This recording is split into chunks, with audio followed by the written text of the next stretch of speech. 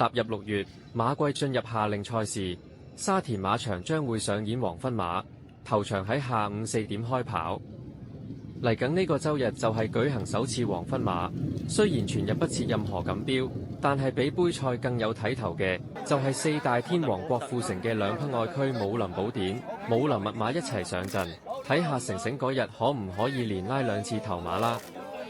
武林寶典喺2023年嚟講，原先改名叫着迷，不過本身健康欠佳，左前腿、右前腿先後出現不良於行毛病，一直未能上陣。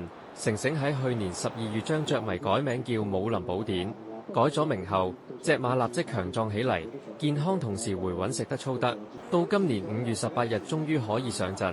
初出跑4班1000米北京會所杯，由布文策騎捧成2.5倍大熱門，票數信心十足。結果武林寶典亦係不負所託，順利帶返終點一出即勝捧杯，彈離4班實力馬中環英雄一個馬位，做出55秒57，正係今季直路賽嘅最快時間，實力唔使多講。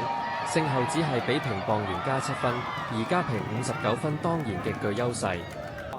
呢個週日，武林寶典將會出戰第5場4班1000米，繼續由布文跑，肯定成為擂台躉。不過要留意就係，隻馬始終有腳患底，健康有疑點，馬迷捧場時真係唔好孤注一擲啊！我哋而家仲溫武林寶典嘅贏馬影片，同埋成成嘅賽後訪問。最死步。好，你一開閘嘅時候啊，咁啊實在尾咧俾人夾一夾咧，褪咗喺後邊啊。咁啊前面快嘅馬呢隻武林寶典都快喎。咁啊外欄位置龍傲玲箩啦。咁啊中間藍衫走上去嘅馬咧，仲有中環精英最入庫存寶馬。咁啊入邊紅衫黃袖英雄豪邁啊。中檔紫色衫大約第4位度啦，仲有魅力星啦。藍衫紅色頭罩最好玩啦。後邊嘅馬啦，有同德威啦，藍眼罩黃衫嘅，中間心之靈入邊綠衫東方福寶啊。後啲嘅馬先有飛天王啊，實在美麗驕陽萬里，暫時殿後橙帽嗰隻呢，就係古浪高升嚟㗎，跑咗一半嘅路程啦，埋邊透出咗就係呢隻庫存寶馬嚟嘅，外欄位置就係呢隻武林寶典啊，中間藍衫有中環精英追緊佢，入邊位置上嚟仲有英雄豪邁東方福寶啊，後多層嘅馬呢，先見到龍傲玲箩啊，最後100零米武林寶典外邊一路壓住咗中環精英，中環精英都係追佢唔到，一出即勝武林寶典啊，跑第2名中環精英，第3名英雄豪邁，第4名係東方福寶啊。結果呢隻武林寶典都係出閘快添，咁啊亦都有個外欄之利啦。咁啊一出即勝，力壓落班嘅中環精英，捧走北京會所杯啊！第3名嘅馬英雄豪邁，第4名入邊追上嚟係東方福寶。信心啊，好似我自己咁啦，即係信心一定要有嘅。咁但係始終傷咗咁耐咧，咁就都係第一次跑啦，咁但係我相信佢有能力，咁同埋我諗最令我感動，阿方都好感動，你睇下佢頭先，佢都好感動，係因為俾咗好多時間佢休息，因為操嘅時間裏邊，始終佢嚟到香港，可能唔係咁適應啦，咁跟住喺操練嘅過程裏邊，佢傷咗隻腳，咁傷完右腳就傷左腳，咁到佢康復之後。諗住開始，本來應該要跑嘅啦。今年即係喺今年年初嘅時候，點不知準備報名跑嘅時候，最後試閘嘅時候，佢又整傷翻。咁變咗我話唔緊要，咁我哋再投，因為一投咧基本上有3個月，但係我等得咯。即係我同阿方講話，我哋唔可以逼佢。阿方亦都知道我嘅心態係乜嘢，咁所以佢都花咗好大嘅力。咁我覺得今日贏到呢一場賽事，我覺得功勞一定係方，同埋所有馬房嘅手足，同埋騎師都唔得講嘅。咁好多天時地利人和嘅嘢都有啦，咁有個好嘅檔口。咁今次都係佢啱啱開始啦，咁我希望佢一路最緊要係健健康康啦。我成日都係咁講，馬一定要健康。咁就因為我唔會去逼佢。快啲跑啊！等阿方覺得 fit 啦 ，OK 啦，冇問題。咁開頭我諗大家都好擔心嘅，即係外界可能就會覺得啊，傷咗咁耐得唔得㗎？有疑問。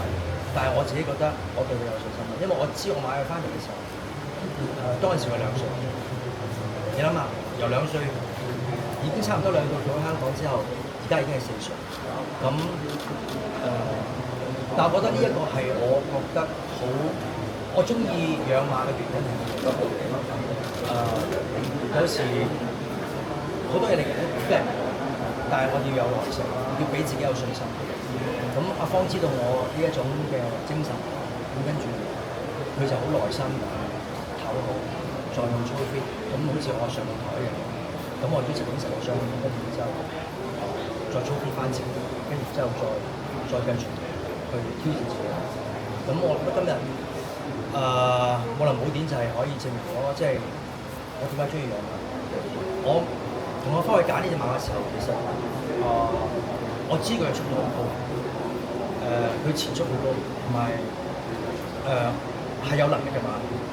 今日我喺現場見到佢，其實應該嚟咗香港之後，佢一直都去咗從化啦。咁我冇乜機會探佢，但係今日真真正正去見翻隻馬嘅時候，我覺得佢成長咗，同埋好靚仔啊！真係好靚仔。喺成個骨架啊，或者係你睇下隻馬都唔需要戴眼罩，即係佢係走得好直。咁我覺得係對我同阿方嚟講，我覺得係大家喺個心裏邊嘅默契不言而喻㗎啦。頭先阿方差啲喊出嚟，咁我覺得我都同佢一樣咁感動，因為我覺得唔係個班你去到或者一班或者精英班咩，今日亦都係杯賽啦。咁變咗好似我嘅新馬一出就要即刻贏。咁我咁相信你睇到今日都好多朋友去支持我呢隻馬。首先我好多謝桑馬支持我呢隻馬。咁等於支持我一樣，咁所以其實我自己都講過話，我買馬除咗中意養馬嘅樂趣，我覺得有好多嘢要學習。咁我覺得喺成個階段，我亦都係睇到阿方點樣訓練隻馬，點樣去同佢夾，俾多啲時間。咁我哋話齋，今日做咗個時間唔錯，我覺得咁我就安心住。其實最重要一樣嘢就係希望佢跑完之後，都係要健康咯。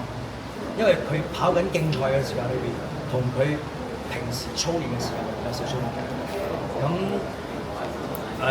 所以我之後都阿方話翻我聽啦，跑完之後腳有冇事啊？咁最希望就係有事。其實最初呢匹馬就叫養馬，之後改名咗，好有氣勢嘅名就係武林寶典。係。日後你再養馬係咪都會以武林系嚟命名咧？都盡量會係啦，因為呢個係我嘅 signature。咁我覺得等所有馬迷一聽到呢隻武林系嘅都係屬於寶城。好，咁啊希望佢哋可以有信心。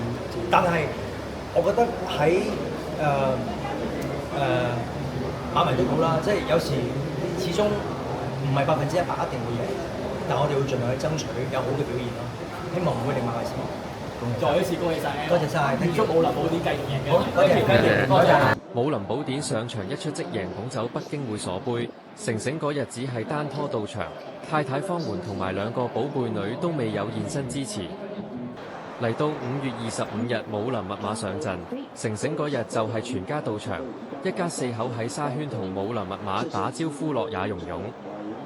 嚟到賽事舉行，成成企喺會員席欄邊睇馬，由湯普新策騎嘅武林密碼出閘放頭走，率先帶入直路，可惜未能抵擋包裝天將嘅衝刺，最後屈居第2。雖然成成一家人拉唔到頭馬，但都收翻59萬嘅亞軍獎金。